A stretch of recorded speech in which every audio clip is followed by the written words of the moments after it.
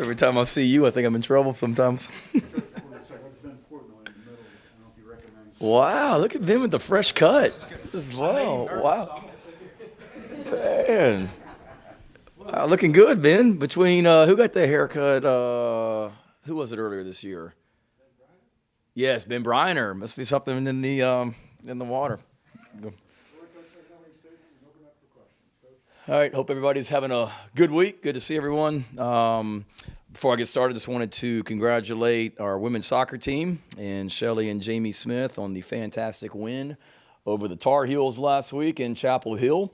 That was awesome. It gave us some great news while we were out in Missouri, and wanted to wish them luck this weekend as they travel out to Los Angeles to play Hofstra. So excited for them and love what their program is about, and best of luck to them out on the West Coast this week. Got a big challenge on our hands with a really, really, really good Auburn team. You turn on the tape, it's, physical. Our physicality jumps out everywhere on all three phases. They play physical offensively. They're explosive. We all know about the Bigsby, the running back, but they've got a group of running backs that can run the football. They've got a big physical offensive line. They're deep at tight end. They use multiple tight ends. The wide receiver core is fantastic. Guys with speed, and there's a backup there that we were trying like heck to get at Oklahoma as a receiver, and he's a backup for him right now. So really, really talented wide receivers. Hate to hear the news on Bo Nix. Certainly thoughts and prayers are with him, and wish him a speedy recovery. What a competitor and warrior that is. You can watch the tape of the game from last Saturday and see him limping around for a strong portion of the game, trying to fight through that injury. So says everything about what he's about, and so much respect for his competitive spirit, and wish him well. Defensively, same thing, physical and dominant. Got a corner that's most likely going to be a first-round draft pick, really good front seven, physicality, athleticism, speed across the defense, and then on special teams, extremely well coached, physical on special teams as well, and really explosive in there. You can see they coach it well. They work hard at it. It shows on video. So we've got a big challenge on our hands facing this bunch. Obviously coming off a tough second half against Mississippi State the other day. They looked as good as any team in the country in the first half, and then momentum kind of flipped on them a little bit. The quarterback got banged up, but we know we're in for a big challenge on Saturday night. The quarterback that we expect to play, obviously he's played reps this season. He's played reps against this program in the past, and he's a talented guy as well. So it's not like they're putting in some freshman that hasn't played. This guy's got meaningful reps. So we got a big challenge in our hands, but our guys are excited about the opportunity to go compete. Again, had a really good practice this morning, and we were a disappointed bunch, obviously, on Saturday night with the way we played, but came right back to work on Sunday like we always do after a win, after a loss. We tell the truth to each other, we correct, and take the day off on Monday, the players do, and then we come back in here, and today was fantastic meetings and practice. We certainly are excited about the opportunity to be back home in Williams-Brice Stadium. We certainly feed off our fans' energy, and we're going to need a rocking Williams-Brice Stadium on Saturday night. I hope our fans can appreciate the passion that our players play with and the competitive spirit that they play with. It may not always be pretty, but you can't question how passionate we play for each other and how much the guys on our team care for each other and love each other. So we need that Saturday night, national television, prime time, ESPN. Going to be an awesome environment to showcase our program and this university and Williams-Brice Stadium. So looking forward to that opportunity. And with that, I will be glad to answer any questions. Shane, just grading the Missouri tape and looking at their defense, I know they were blitzing a lot, but the amount of free rushers coming at Jason just on a whole lot of the game. What did you guys see as the main cause of that, and how do you plan to alleviate that? Yeah, it happened too much the other night, just to be honest. I'm just thinking back through them. One time was a little bit of a different front they lined up in where they overloaded the right side, that they brought a guy free off the left side that should have been picked up. It was just a look that was a little bit new, that the running back in that particular instance had his eyes over there to the right at a rusher he was responsible for, and they brought the guy from the left. One time was just a missed assignment with the left guard where we turned a rusher free, and on a drop back pass, I wish I had a better explanation. It was just a mistake by one of our offensive linemen on that. He should have been out there picking that guy up. I mean, that's a basic thing that we should have had no issue with. Another one was on a running play where we didn't block the linebacker. That was just an instance where the tackle tight end guessed wrong, had an idea of what they thought might be happening that the defense was doing based on the way they lined up, which they weren't necessarily far off, but they guessed wrong on that one, and shouldn't happen. So we go back to work and get it corrected. And a couple of the runs, you could say that, they were flying their defensive ends up the field. And one time we ran, I think, the counter play into a defensive end just screaming up the field. And that's one, you tip your cap to them. They had the chalk last, and that's not the greatest play if they're playing it that way. So you go back, you look at the things they did. Certainly Auburn's going to look at it and copy things that Missouri did, just like Missouri copied things that other people did, and you always try and stay ahead and just coach it better. But that's one thing, David, that we talked about as a staff yesterday, offensively and defensively, is some of those mistakes that happened on Saturday night were not new things that we had in. It was things that we've been doing and making sure that we're constantly coaching and reviewing everything. So hope that answers your question. It was too much, but give Missouri some credit for some of them, and then we just got to do a better job of coaching so our guys are prepared for every look that they could potentially see during the game. Shane, obviously the Virginia Tech job opened up this morning. I know, we know your history, your dad's history there, and your time there. Just wanted to ask you where you stand in relation to that, and as the head coach at South Carolina right now too. Yeah, certainly you hate to ever see anyone lose their job. So tough from that standpoint. Obviously, I love Virginia Tech. I moved there when I was 10 years old. I went to high school there. I went to college there. I coached there. My parents still live there. So I have special memories of my time in Blacksburg, and that'll always be, special to me. But this is where I want to be. When I said this was my dream job, I wasn't just saying that to make it sound cool in a press conference or to get the job. This is where my wife and I and my family want to be. We didn't put that sign up over there in Williams-Brice Stadium that said "Welcome Home" just because it was trendy and a slogan. This is home for me, and I want to be the head football coach here at South Carolina. I love working for Ray Tanner and Chance Miller.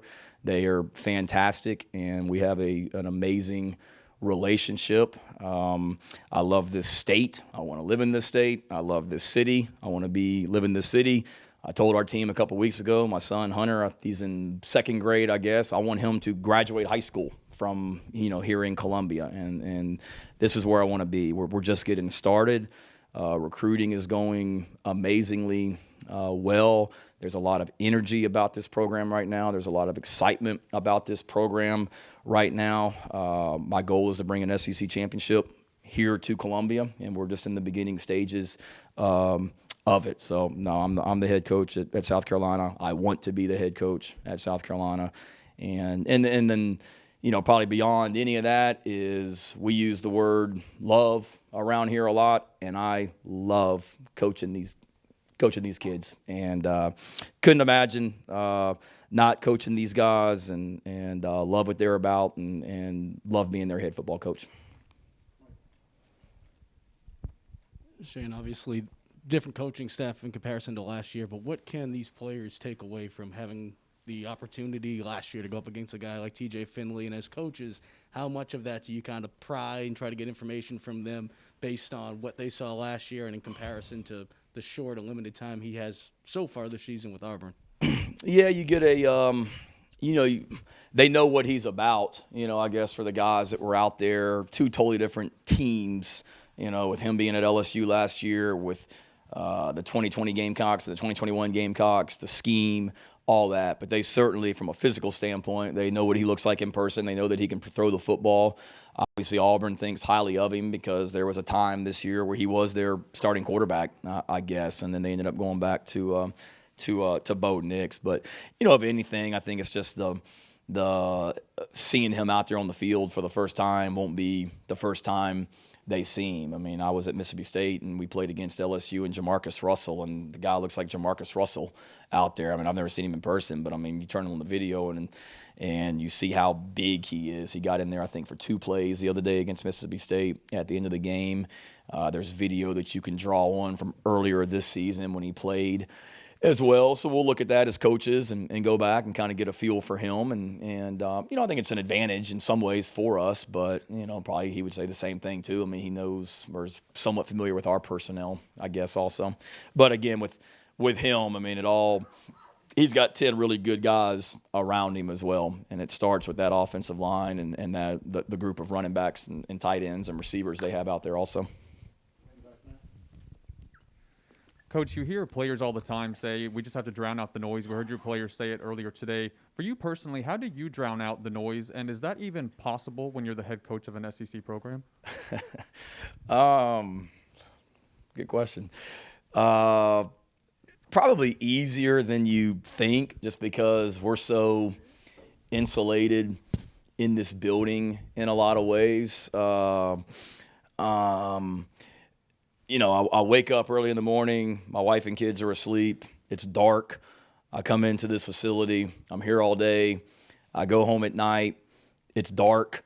And during the day, all I'm doing in here is trying to recruit and get this team prepared to play on that particular week, that Saturday, the upcoming Saturday. I do. It's not like after we lost to Missouri that as soon as I got on the bus, I immediately went to Twitter to see what they were saying about me. I didn't. I can assure you that. I immediately pulled out my iPad and busted back to St. Louis and watched the game on my iPad and tried to figure out what went wrong and how to get us better for sure. But I think it would be naive for me to say that you're not. I mean, our players, they walk out of here at noon each day and they go to class and they're around Columbia and they're on social media and things like that. So I try and say somewhat, in tune with maybe what the narrative is out there. But as far as me, listening to it, if I'm letting that influence what I'm doing, then I'm not doing the best job for the young men in this program, if that makes sense. Shane, obviously, Mike Bobo likes to run the ball a lot. What have you seen from Auburn in the run game specifically, and how big of a test is that coming off that Missouri game to improve? Yeah, really big. It starts with the run, and you go back to when this staff was at Boise State. They used multiple tight ends. They ran the football. That's what Mike likes to do. You turn on the tape, and you see parts of Boise, you see parts of Mike Bobo's offense and whatnot. When you go back to all the way to when, Brian Harsin was at Texas and the style that Texas had. So it all carries over. But it starts with the run and I mean, they're really, really, really good and really, really physical. They mix up the run game. It's not like it's just one scheme that you see over and over. You got to be ready for a lot of it. You got to be ready for inside zone. You got to be ready for some toss crack. You got to be ready for some outside zone. I mean, they do a good job of mixing it up and moving those tight ends around, and getting them in different places and creating angles and leverage. So it's certainly a big challenge, and especially for our guys. I mean, they're built differently than what Missouri is. Beatty from Missouri he's not the size necessarily of Bigsby and some of these running backs. And with Missouri, they had tight ends they played, but it was a little bit more spread out and some 2x2 sets. Whereas with Auburn, I mean, they may have 3 tight ends in there and they're lined up, and it's old school downhill football. And I like to think that we're like that a lot of ways as well. I think we're a physical football team. I think we were a lot of times on Saturday night against Missouri, and that's what we've been preaching to our players this week is the physicality that it's going to take on Saturday night to perform at a high level. Shane, what's your quarterback situation? Is Zeb healthy enough that maybe he can get some some time this week, or where do you stand on who's going to start? Yeah, Jason will be the starter again. It wasn't pretty all the time on Saturday night, but Jason, going back and looking at the tape, Jason did a lot of good things, and we've got to continue to get him stepping up in the pocket and not always escaping to the left, when he feels any kind of pressure. And that's been a big point of emphasis for him. But he made some nice throws and did some good things for us down the stretch as well. Zeb is healthy. Zeb was healthy last week. If we had felt like we needed to put Zeb in the game last week, we could have. So there's Jason, there's Zeb. Colton would be our number 3, quarterback this week, and then we'll go from there. If you can get that one win over the next 2 weeks to become bowl eligible, how big would that be, considering what you stepped into in this first year to get 6 wins and be bowl eligible? Yeah, I would hope we could find a way to get 2, down the stretch for sure. And right now, our focus right now is nothing but Auburn, but specifically, let's have a great rest of the Tuesday, and then let's worry about Wednesday morning tomorrow when they come back for practice. But, obviously I think it would be great for the young men in this program to be able to have that kind of season and be rewarded with a bowl game. It's certainly from a developmental standpoint, it would be huge for us as coaches because it gives you kind of an extra spring practice in December as well. It'd be great for our fan base as well. But, regardless of what happens in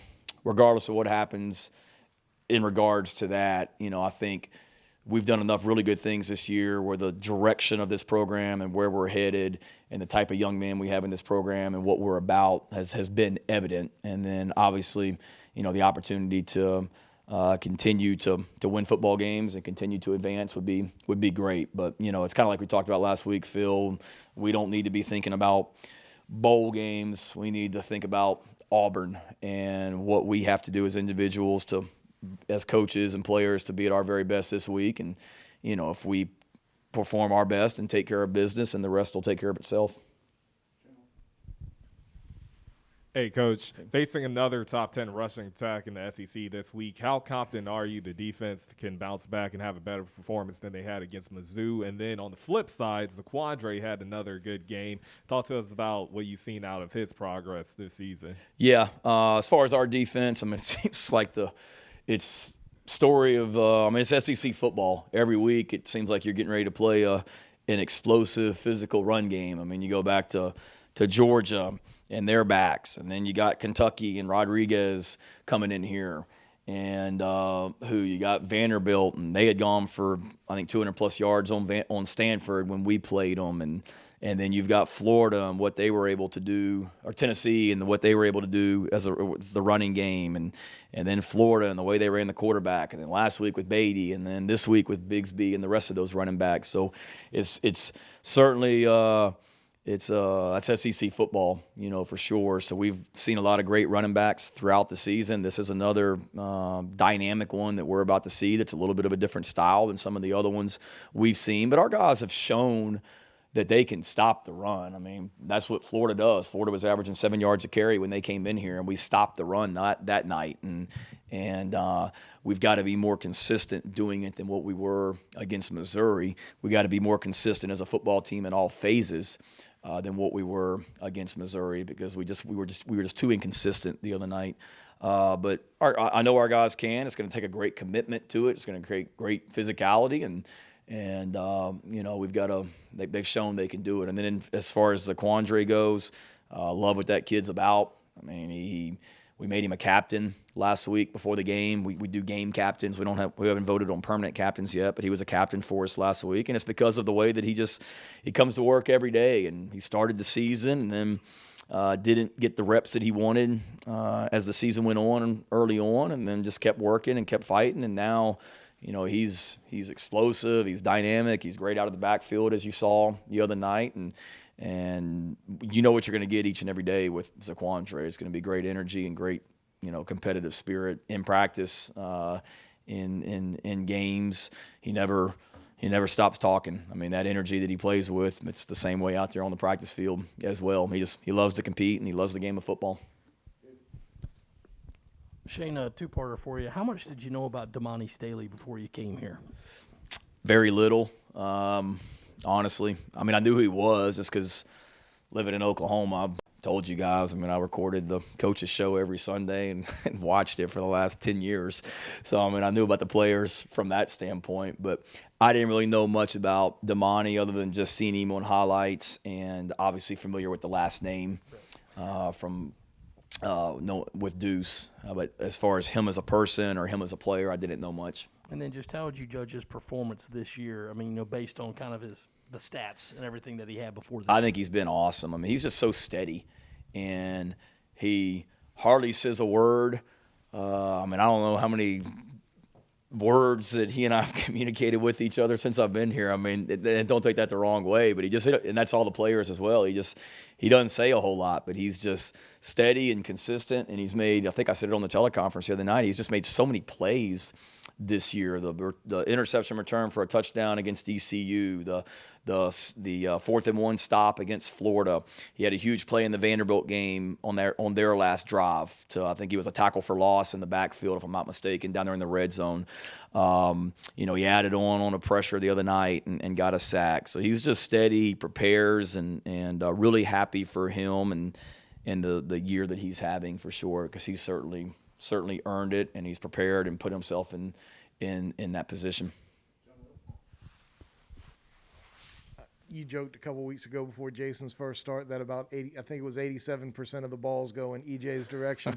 That hadn't been quite that high a percentage. Are you surprised by that? Is it because EJ hasn't been able to get open, or what have you seen there from that? How have you gotten him on the field more? It was him and Josh Van playing the same position for a while, but how have you gone about getting him on the field more? Yeah, as far as, surprised, maybe. EJ may be mad at Jason that he hasn't thrown him the ball. I don't know. It hasn't been for a lack of trying. A lot of that's the defense, too. And it's not as simple. Everybody says, we got to get Jaheim Bell the ball, and we got to get Josh Van the ball, and we got to get EJ the ball. And it's not as simple as just calling a play and telling the quarterback, throw it to EJ. I mean, I wish we could get defenses to line up exactly like we wanted them to. And don't get me wrong, I mean, that's part of game planning and being able to get easy touches for guys on the perimeter and things like that. We do that all the time with Jaheim and Juju, but it's not as simple as just, drop back and we guarantee you this guy's going to be open. You don't know what coverage they're going to be in, and you don't know what kind of pressure they're going to bring, that the quarterback may have to go somewhere else with the ball. That ball that was, I guess it was the other night, we tried to throw it to EJ. I think it was EJ on that, may have been Josh, I'm sorry. But we tried to throw the ball to EJ some, and it's not for a lack of necessarily trying. It's just kind of what the defense gives you and where Jason's supposed to, go with the ball. But EJ's touches are coming. He's a weapon. And then in regards to just getting him on the field more, it's just those guys being a little bit more flexible, and Josh being able to play a couple different positions within our offense, which allows EJ to be on the field along with Josh or Xavier Legette or DK or Marion Brown or whoever it might be. So like I talked about before, early on, EJ and Josh were basically the same position on offense. Now they're playing a couple multiple positions where we're able to, get those guys on the field at the same time.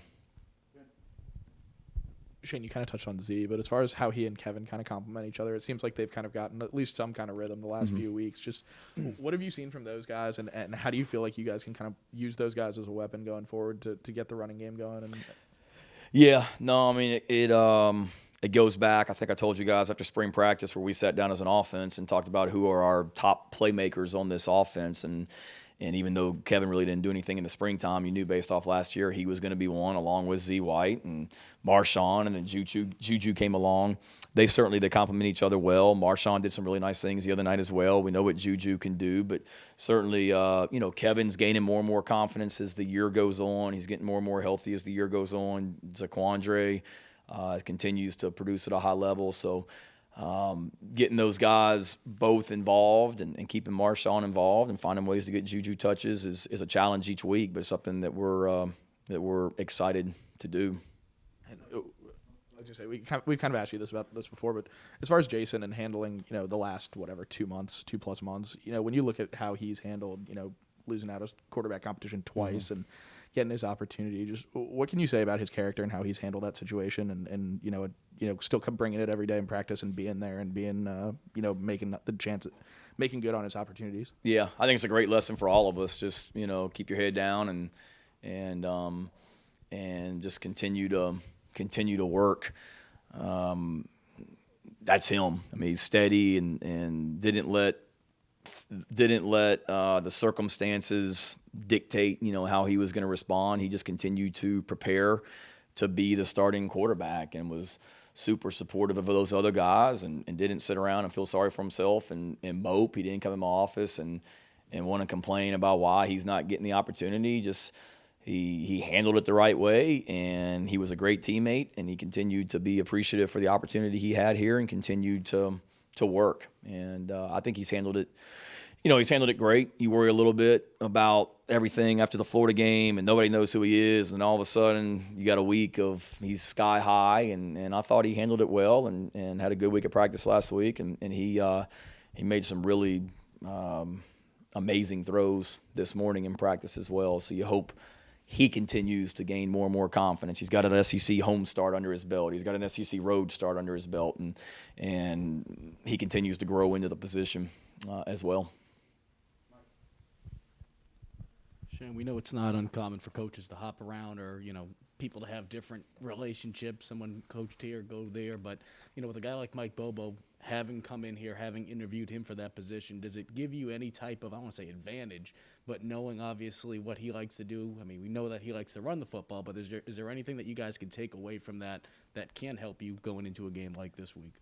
Yeah, I think maybe, some familiarity, but every team is different, and I know what Mike's about, having not just from his time here, but when he was at Georgia as the offensive coordinator, and I was here as an assistant coach on defense, and you know what he's about, what he believes in, and certainly he's working for a offensive head coach whose background is offense as well, so it's a great blend of Boise and Mike Bobo's stuff as well, and Mike's a great coach, and at the end of the day, though, it gets down to the players on the field and our 11 and their 11 executing at high levels. But I don't know. I mean, there's certainly familiarity with things he likes to do and things like that, but it's probably a wash. I mean, he knows our personnel and a lot of that as well. So I don't know if. It's probably not a whole lot of stock you can put into it, short answer. Shane, along those same lines, is there any benefit at all to even turning on the tape from the Auburn game last year and saying to these guys, hey, you came out on top in this place against this team just a year ago, even though the circumstances are completely changed? I don't think so. I mean, it's nothing that I'm going to show the team. I am in our team meeting Sunday and in our team meeting this morning, I didn't even mention last year's game. I mean, I think our guys know. I remember watching it on television, and it's two completely different coaching staffs. It's different coordinators all over the field. Certainly they're familiar with the personnel, and there's great confidence probably in the sense that how we handled business or how they handled business last year and won the football game, and I remember watching it as a back and forth game, and there's no, I think Shi Smith had a ton of catches that day and went back and forth with our JC and the receiver from Auburn, I think, went back and forth. I mean, those guys, I remember watching that.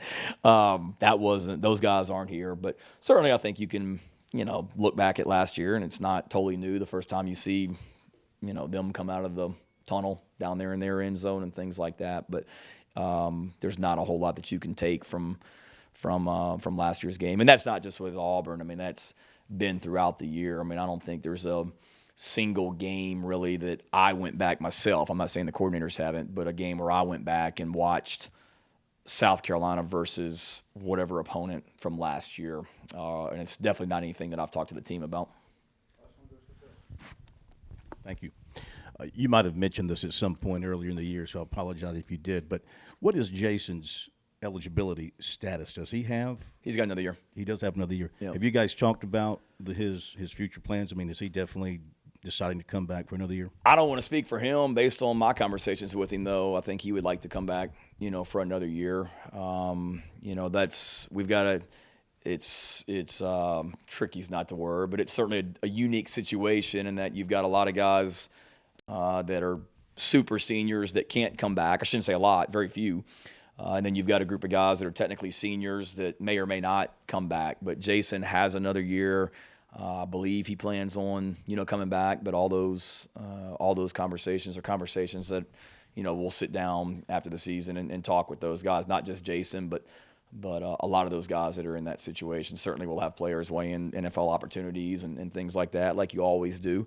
And we'll sit down with all of them and help them make the best decision for them and for our program as well.